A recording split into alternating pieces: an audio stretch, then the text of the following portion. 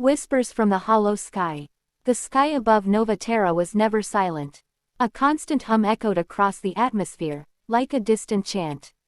Most settlers dismissed it as atmospheric interference, a side effect of terraforming. But Lira Vane, a xenolinguist stationed at Outpost 17, had always suspected otherwise. The hum wasn't just noise. It was structured, layered, rhythmic, almost like breathing. Lira had arrived on Nova Terra 2 years earlier, assigned to study the remnants of what the colonial administration called geological anomalies. But no one expected intelligence, least of all Lira herself. It started small. The hum grew louder near Hollow Sky Ridge, a jagged formation southeast of the outpost, known for its magnetic disturbances. Lira's personal scanner, calibrated for linguistic analysis, picked up microvariations in the frequency. They formed repeating patterns, too precise to be random. One night, unable to ignore her curiosity, Lira recorded the hum and slowed it down by a factor of 10. Her breath caught in her throat. The sound wasn't just rhythmic, it had structure, like syllables in an unfamiliar tongue. Jax, she called to her assistant, a former engineer turned researcher. He ambled into the lab, wiping grease from his hands. More alien ghost stories, Doc. He teased, though his smile faded when he saw the waveform on her screen. Listen, Lira insisted, replaying the slowed recording. Jax frowned. That's speech. Or something like it. Lira nodded. And it's responding to environmental changes.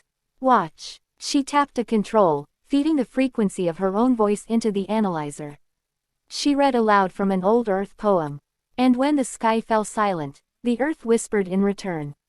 The hum shifted. The waveform on the screen mirrored her cadence, almost like a conversation. Jax blinked. That's not an echo. No, Lira agreed, heart pounding. It's intelligent. The next morning, Lira presented her findings to Outpost Command.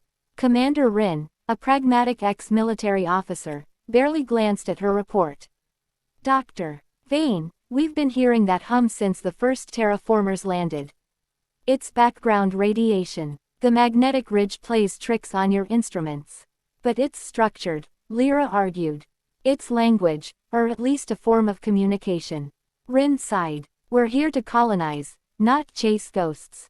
Let it go. Frustrated but undeterred, Lira returned to her lab. She couldn't ignore the patterns.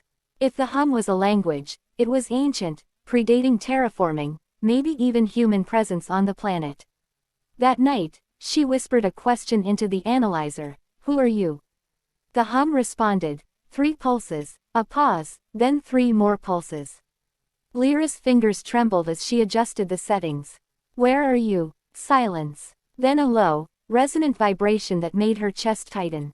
Jax, now fully invested, leaned over her shoulder.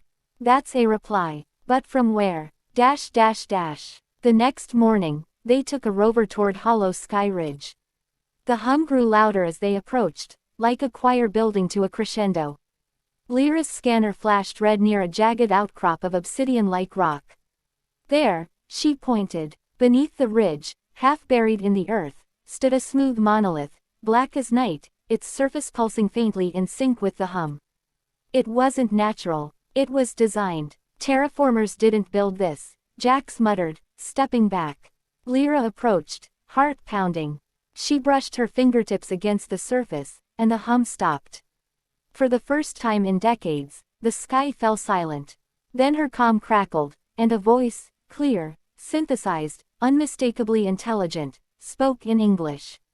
Awakened. Connection established. Jax stumbled backward. Did that thing just talk? Lira barely breathed. Not talk. It responded. The monolith split down the middle, revealing an interior of swirling light. The hum returned, now a warm, inviting melody. Nova Terra hadn't been broadcasting noise. It had been listening, waiting for someone to answer. Inside the monolith, the light shimmered like liquid glass.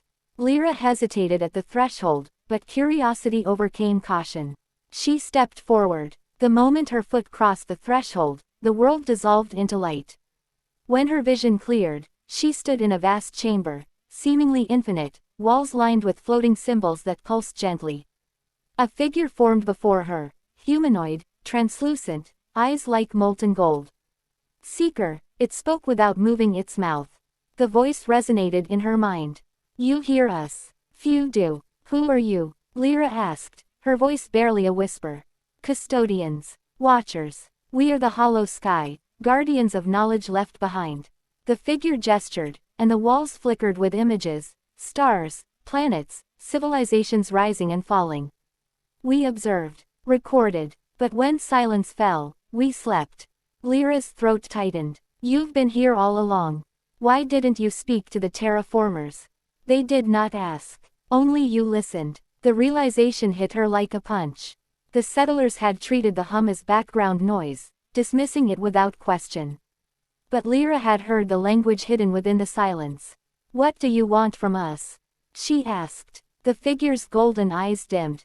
To teach. To warn. The silence that fell upon us long ago comes again. The void stirs. Dash dash dash. Outside the monolith, Jax paced anxiously. Doc, if you can hear me, get out of there. He called into the calm. Before he could finish, the monolith shimmered and Lira stumbled out, pale and shaking. The hum had shifted, no longer melodic but urgent, like an alarm. What happened in there? Jax demanded. Lira gripped his arm. They're not just observers. They're custodians of lost civilizations.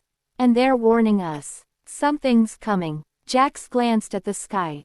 The stars, once steady, flickered faintly. Magnetic storms. No, the pattern mirrored the hum's fluctuations. Back at Outpost 17, Lira tried to convince Commander Rin again. This time, she didn't come empty-handed. She played a recording from the monolith's interior, visuals of collapsing worlds, consumed by an expanding darkness. Rin's face hardened. You're saying an extinction-level threat is inbound, and the only warning comes from an ancient alien artifact. Yes, Lira insisted. The hum wasn't interference. It was a beacon, a distress signal. Rin hesitated, then tapped his console. Get me Central Command. We're going to need reinforcements.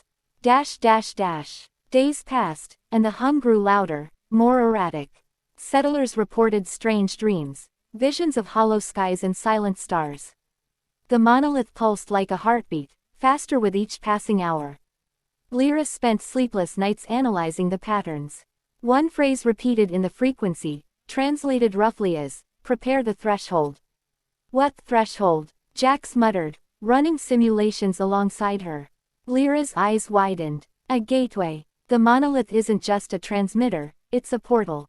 To where, they couldn't know. But as the sky darkened and sensors picked up gravitational anomalies near Nova Terra's orbit, the answer became clear. They're giving us a way out, Lira whispered. The hollow sky isn't just warning us, they're offering escape. Dash dash dash. Evacuation began within hours. Not everyone believed the threat, but when the first wave of spatial distortions tore through the outer colonies, doubt vanished. The monolith stood open, its interior now stable, the hum forming a steady rhythm, a countdown.